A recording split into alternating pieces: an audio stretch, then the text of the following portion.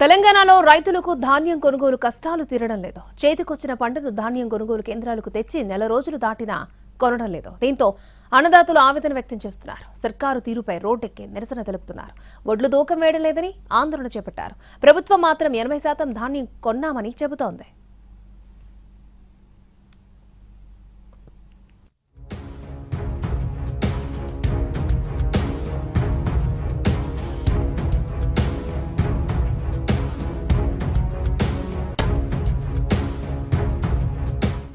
తెలంగాణలో యాసంగి ధాన్యం కొనుగోలు వ్యవహారం గందరగోళంగా మారింది. ధాన్యం కొనుగోళ్లు నత్తనడకన సాగుతున్నాయి. ఐకేపీ సెంటర్ కొనుగోలు కేంద్రాల్లో ధాన్యం కుప్పలు కుప్పలుగా పడున్నాయి. గన్నీ బ్యాగులు, లారీల కొరత కారణంగా కల్లాల్లోని వడ్లు ఉండిపోతున్నాయి. పండించిన పంటను అమ్ముకునేందుకు అన్నదాత అష్టకష్టాలు పడుతున్నాడు. కొనుగోలులో జరుగుతున్న జాప్యంపై రైతులు తీవ్ర ఆగ్రహాన్ని వ్యక్తం చేస్తున్నారు. ఆందోళనలు చేస్తున్నారు. వడ్లు కాంటా వేయాలని డిమాండ్ చేస్తున్నారు. రోడ్డెక్కి ధర్నాలు, ఆందోళనలు చేస్తున్నారు. వెంటనే ధాన్యం కొనుగోలు చేయాలంటూ డిమాండ్ చేస్తున్నారు రైతులు.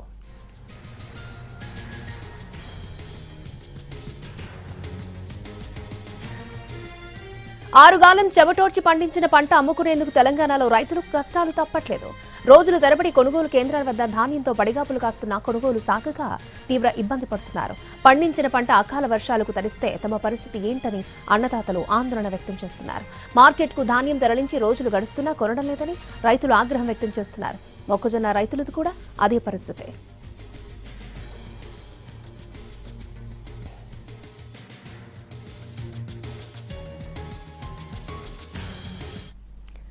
ధాన్యం సేకరణలో జరుగుతున్న జాప్యం ఒకవైపు ఉంటే, సేకరించిన తర్వాత రవాణాకు వాహనాలు లభించక ధాన్యాన్ని తరలించలేని పరిస్థితులు.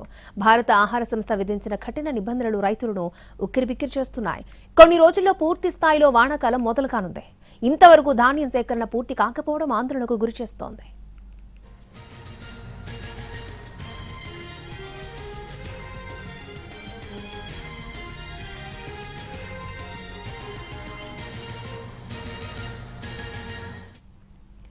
సంగారెడ్డి జిల్లాలో అధికారుల నిర్లక్ష్యంతో రైతులపై అదనపు భారం పడుతోంది. సొసైటీలు, రైస్ మిల్లలలో రోజుల తరబడి ట్రాక్టర్లు ఉండడంతో రోజుకు అదనంగా 1000 రూపాయలు భరించాల్సి వస్తోంది రైతు.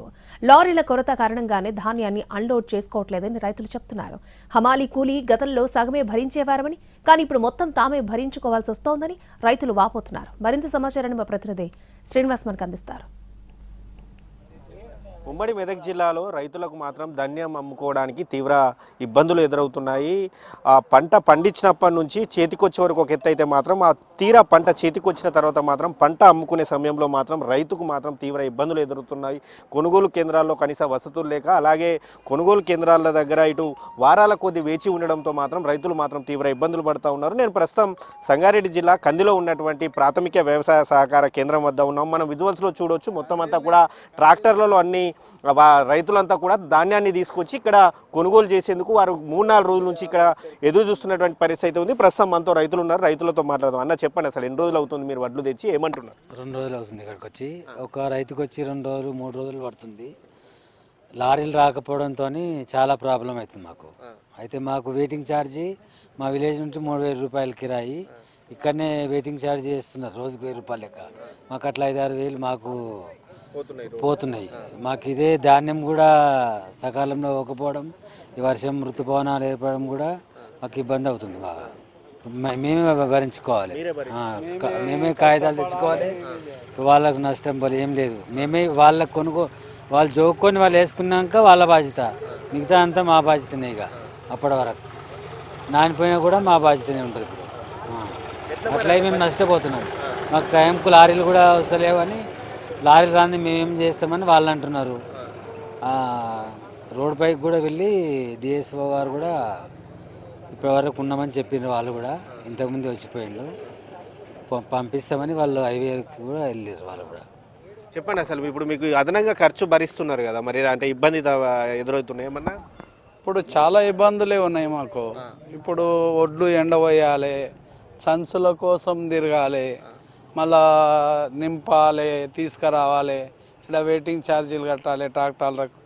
ఇప్పుడు మాకు దానికి అయితే లేవు. పంట పెడితే అంత ఇబ్బంది ఉన్నది. ఇక్కడ లేబరు పళ్ళకు క్వింటాల్కు 35 కట్ చేసుడు, ఇవన్నీ ప్రాబ్లాలే ఉన్నాయి. ముఖ్యంగా లేబర్ ఛార్జ్ కూడా మాకేస్తే మొత్తం. ఇప్పుడు ఇప్పుడు గవర్నమెంట్ సగం అమౌంట్ మాకు మళ్ళీ రిటర్న్ పంపాలి.